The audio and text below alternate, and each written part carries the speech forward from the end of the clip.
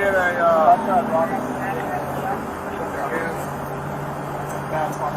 don't think it's going to roll back, but get yourself a voodoo head or something tied off that thing off. Hey, just single occupant? Yeah. No kid or nothing? No. Good, good.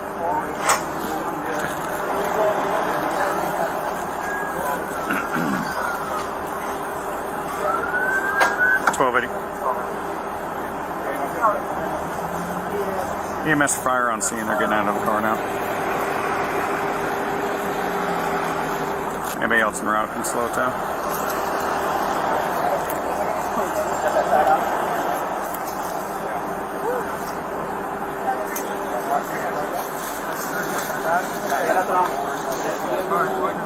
I try to help you the best I can, my man.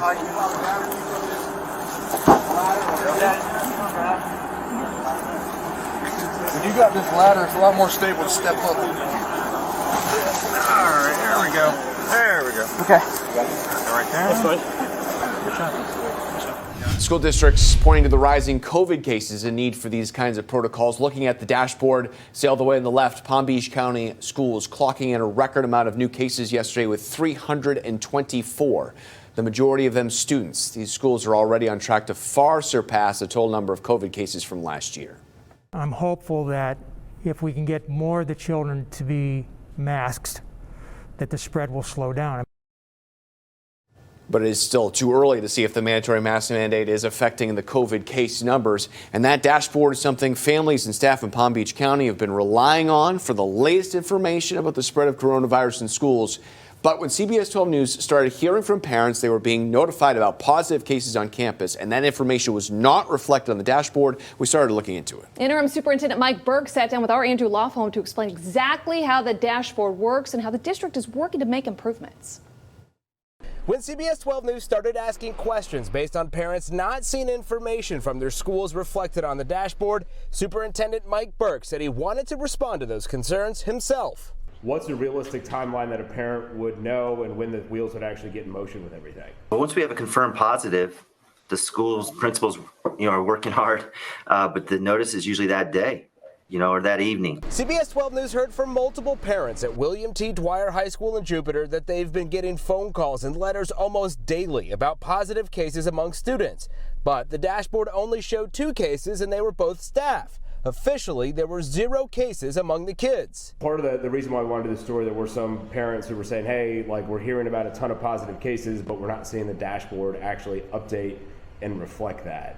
What would you say to address that concern? The dashboard's updated when we have a confirmed positive, and perhaps there's a little bit of a lag time, but while the student's being tested to confirm that situation. But other than that, we're managing it the best we can. We're communicating with our schools each day and updating it with the best information available. We brought the Dwyer example to the district's attention, and they tell us there was a communication breakdown at the school level.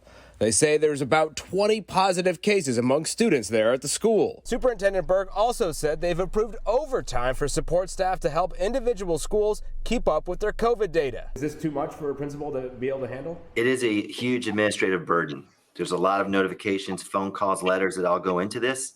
We're working to try to get them some extra support and take some of that, ease their burden a little bit. That was our Andrew Lawfulm reporting. Dwyer is just one example. We're also seeing on the dashboard other schools like Lake Worth High showing 0 cases through the first 3 weeks. My kids are at an elementary school in the district. As a parent, I've been alerted by the principal about 11 cases in the school. But you look at the dashboard, and it just says 4 there. So, there are parents that are frustrated with this lack of information that we're seeing. And the superintendent's claim that it's taking a day or 2 to alert parents of what's going on in the child's school may be true, but it's taking a whole lot longer for those cases to show up on the dashboard. Families rely on this information to make decisions about, what is safe to send their kids to school, to not.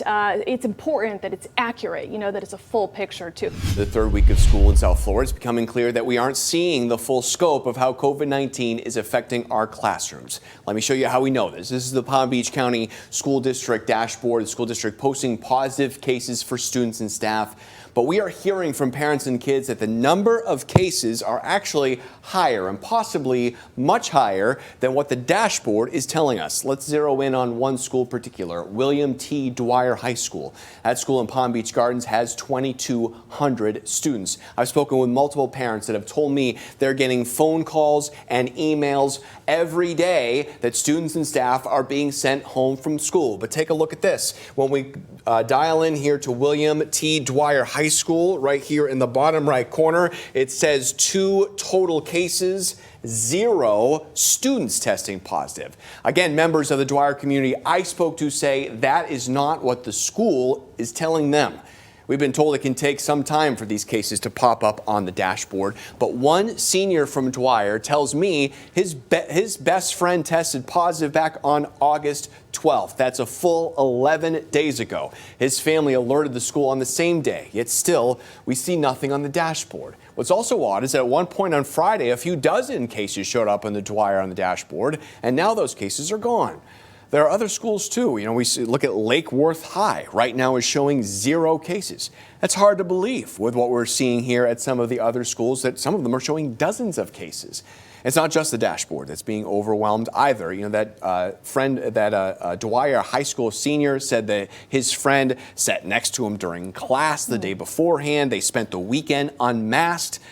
And still, he was not contacted by, the Palm Beach County Health Department for contact tracing, and he was one of the people that should have been. Yeah, unsettling to say the least. So what do we know about why these discrepancies are happening? You know, what you're hearing directly from people, in this circle at schools like Dwyer, and then what we're seeing on the COVID dashboard. Right. So the information that we get on the dashboard is not from the health department. It is from the school district, and our Andrew Lofholm's looking into that today. He's going to get us a little bit more details about exactly how the information gets from the school to the school district, then to us. He's going to see his reporting today starting at 5 p.m. Okay, we'll look for that later on. 6:38 is the time right now, and today's the last day today is the day, rather, that more people could get on board with the COVID-19 vaccine.